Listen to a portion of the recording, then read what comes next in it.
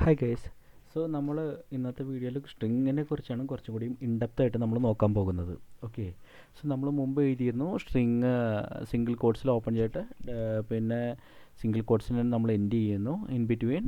ഇതൊരു sub string പോലെയാണ്. നമ്മൾ എന്താ പറയുക, വേരിയബിളും യൂസ് ചെയ്യുന്നുണ്ട് ഈ സ്ട്രിങ്ങിൻ്റെ ഉള്ളിൽ.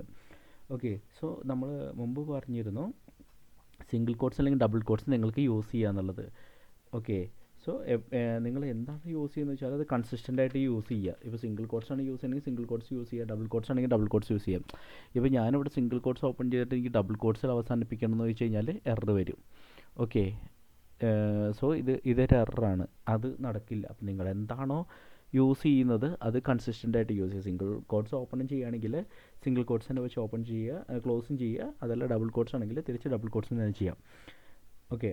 അപ്പോൾ ഞാൻ മുമ്പ് പറഞ്ഞു, ഇത് ഡബിൾ കോട്ട്സ് ആക്കുകയാണെങ്കിൽ അല്ലെങ്കിൽ ഇങ്ങനെ എന്താ പറയുക മിക്സപ്പ് ചെയ്യുകയാണെങ്കിൽ സിംഗിൾ കോട്ട്സും ഡബിൾ കോട്ട്സും മിക്സപ്പ് ചെയ്യുകയാണെങ്കിൽ എറർ വരും.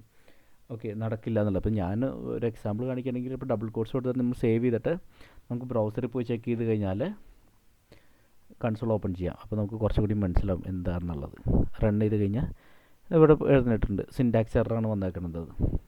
ഓക്കെ, എററാണ്. app.js ലൈൻ നമ്പർ 8 എറർ വന്നിട്ടുണ്ട്. അപ്പോൾ നമ്മൾ പറഞ്ഞ പോലെ തന്നെ ഈ ലൈൻ നമ്പർ 8 അത് എറർ വന്നിട്ടുണ്ട്. അപ്പോൾ പരമാവധി സിംഗിൾ കോട്ട്സ് ഓപ്പൺ ചെയ്യണമെങ്കിൽ അത് തന്നെ യൂസ് ചെയ്യുക എന്നുള്ളത്. ഓക്കെ.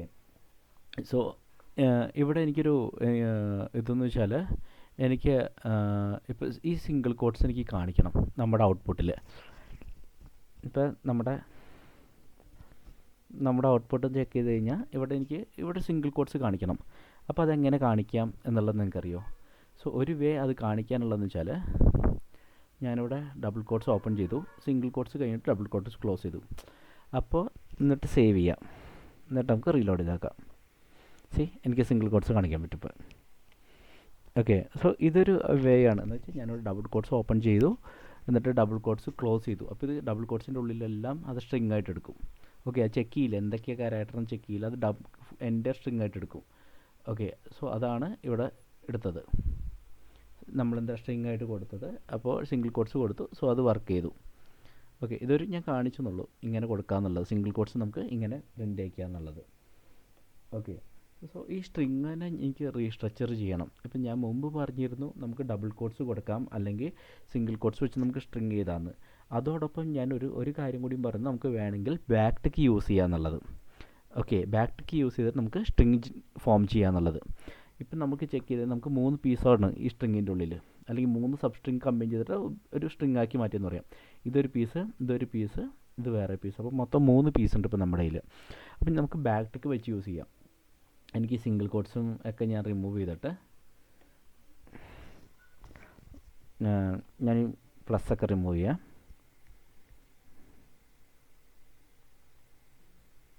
ഓക്കെ. എന്നിട്ട് ഞാൻ ഈ സിംഗിൾ കോട്ട്സിന് പകരം ബാക്ക് ടിക്ക് യൂസ് ചെയ്തു, എന്നിട്ട് സേവ് ചെയ്തു.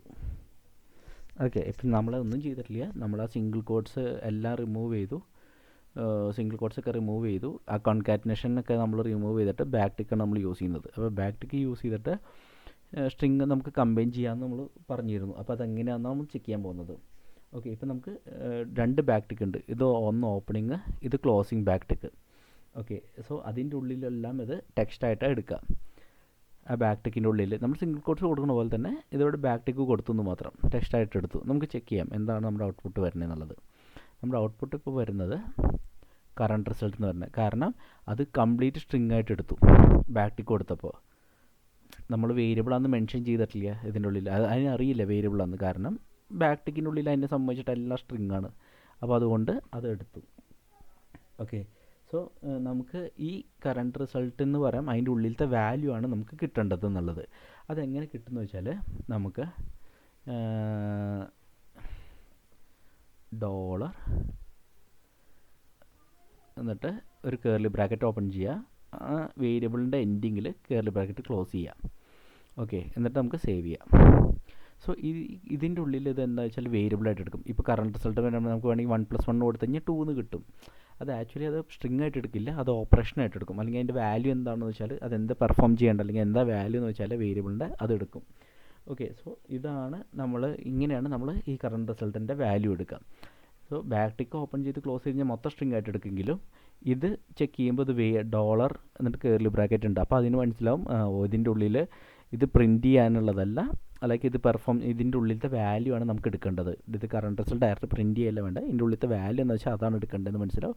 സോ ആ വാല്യൂ ഫെച്ച് ചെയ്ത് എടുക്കും. നമുക്കത് സേവ് ചെയ്ത് നോക്കാം, കറണ്ട് റിസൾട്ട്. എന്നിട്ട് നമുക്ക്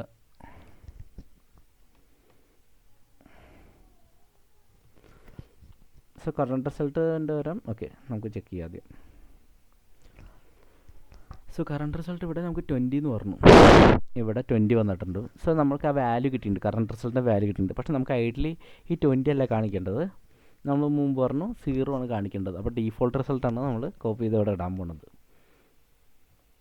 ഓക്കെ, ഇപ്പോഴാണ് നമ്മുടെ ഔട്ട്പുട്ട് കറക്റ്റായത്. അപ്പോൾ 0 + 30 - 10 = 20. സോ അത് കറക്റ്റായിട്ട് വന്നിട്ടുണ്ട്. ഓക്കെ, ഈ നമ്മൾ ബാക്ക് ടിക്ക് യൂസ് ചെയ്ത് സ്ട്രിങ്ങൊക്കെ ഇങ്ങനെ ഫോർമുലേറ്റ് ചെയ്യില്ലേ, അല്ലെങ്കിൽ സബ് സ്ട്രിങ്ങൊക്കെ വെച്ച് ആഡ് ചെയ്യുന്ന ബാക്ക് ടിക്കൊക്കെ യൂസ് ചെയ്തിട്ട്, സോ ഇതിന് പറയുന്ന പേരാണ് ടെംപ്ലേറ്റ് ലിറ്ററൽ എന്ന് പറഞ്ഞിട്ട്. ഓക്കെ, സോ ഈ ടെംപ്ലേറ്റ് ലിറ്ററൽ യൂസ് ചെയ്തിട്ട് നമുക്ക് മൾട്ടി ലൈൻ സ്ട്രിങ്സ് ഒക്കെ ജനറേറ്റ് ചെയ്യാൻ പറ്റും. ഓക്കെ, മൾട്ടി ലൈൻ സ്ട്രിങ്സ് എന്ന് പറഞ്ഞാൽ ഒരു സ്ട്രിങ്ങിൽ കുറേ ലൈൻസ് ഉണ്ടാക്കാം. ഒരു എക്സാമ്പിൾ ഞാനിപ്പോൾ പറയുകയാണെങ്കിൽ ഒരു 30 വെച്ചിട്ട് ഇങ്ങനെ എടുത്തു. ഇത് സേവ് ചെയ്ത് കഴിഞ്ഞാൽ ഇത് വാലിഡാണ്. പക്ഷേ സിംഗിൾ കോട്ട്സിൻ്റെ ഇതിൽ നമുക്കത് എററായിട്ട് കാണിക്കും ഇങ്ങനെ ചെയ്ത് കഴിഞ്ഞാൽ. പക്ഷേ ഇവിടെ ബാക്ക് ടെക്കിൽ നമുക്ക് ഇത് അലൗഡാണ്. അപ്പം ഞാൻ തിരിച്ച് നമ്മളിവിടെ പോയിട്ട് എൻ്റർ അടിച്ച് കഴിഞ്ഞാൽ നമുക്ക് കാണാൻ പറ്റും കറക്റ്റാണ് വന്നിരിക്കുന്നത്. പക്ഷേ ഇവിടെ നമുക്ക് ഇതൊന്ന് ഇൻസ്പെക്ട് ചെയ്ത് കഴിഞ്ഞാൽ നമുക്ക് എന്ത് പറ്റി, കറക്റ്റായിട്ട് കിട്ടി വാല്യൂ. ഓക്കെ, സോ ഇത് അലൗഡാണ് നമ്മുടെ കേസിൽ. ഇപ്പോൾ വന്നപ്പോഴും 0 + 30 + 10 കറക്റ്റായിട്ട് വന്നിട്ടുണ്ട്. സോ ഈ മൾട്ടി ലൈൻസൊക്കെ അലൗഡാണ് ഇതിൽ. ഈ ടെംപ്ലേറ്റ് ലിറ്ററിൽ ഇതെല്ലാം തന്നെ അലൗഡാണ്. ഓക്കെ, സോ ഇതാണ് സ്ട്രിങ്ങിനെ കുറിച്ചിട്ട് ഞാൻ കൂടുതൽ എക്സ്പ്ലെയിൻ ചെയ്തത്. സോ നമ്മൾ കൂടുതൽ ഇനി അങ്ങോട്ട് ഈ ബാക്ക് ടിക്ക് യൂസ് ചെയ്തിട്ടില്ല, അല്ലെങ്കിൽ ടെംപ്ലേറ്റ് ലിറ്ററിലാണ് നമ്മൾ യൂസ് ചെയ്യാൻ പോകുന്നത് നമ്മുടെ ആപ്ലിക്കേഷനിൽ. ഓക്കെ, സോ അതൊന്ന് ഓർത്തിരിക്കുക. ഇതെങ്ങനെ വർക്ക് ചെയ്യുക എന്നുള്ളത് മനസ്സിലായി വിചാരിക്കുന്നു. ബാക്ക് ടിക്ക് ഓപ്പൺ ചെയ്തിട്ട് ബാക്ക് ടിക്ക് ക്ലോസ് ചെയ്യുക. എന്നിട്ട് അതിൻ്റെ ഉള്ളിൽ ഇപ്പോൾ വേരിയബിൾ ആണെങ്കിൽ ഡോളർ കേർലി ബ്രാക്കറ്റ് ഓപ്പൺ ചെയ്തിട്ട് എന്താണോ വേരിയബിൾ അല്ലെങ്കിൽ എന്താണോ ഓപ്പറേഷൻ ചെയ്യാനുള്ളത്, 1 + 1 അല്ലെങ്കിൽ 2 + 1 അങ്ങനത്തെ വാല്യൂസോ പ്രിൻ്റ് ചെയ്യാനുള്ള ഓപ്പറേഷൻസ് ഉള്ളതൊക്കെ യൂസ് ചെയ്യാം. അല്ലെങ്കിൽ വേരിയബിൾസ് വാല്യൂസൊക്കെ യൂസ് ചെയ്യണമെങ്കിൽ നമുക്ക് ഇത് ആ കറസ്പോണ്ടിങ് വേരിയബിളിൻ്റെ പേര് കൊടുക്കുക. എന്നിട്ട് കൊടുത്ത ശേഷം കേർലി ബ്രാക്കറ്റ് ഒന്ന് ക്ലോസ് ചെയ്യുക. ഓക്കെ, സോ അത് ചെയ്ത് കഴിഞ്ഞാൽ എന്താ പറ്റുക, ഇത് കറക്റ്റായി. സോ ടെംപ്ലേറ്റ് ലിറ്ററിൽ ഇത് വാലിഡ് ടെംപ്ലേറ്റ് ലിറ്ററാണ്. ഓക്കെ, വേരിയബിൾ എപ്പോഴും നമ്മളിങ്ങനെ കൊടുക്കുക.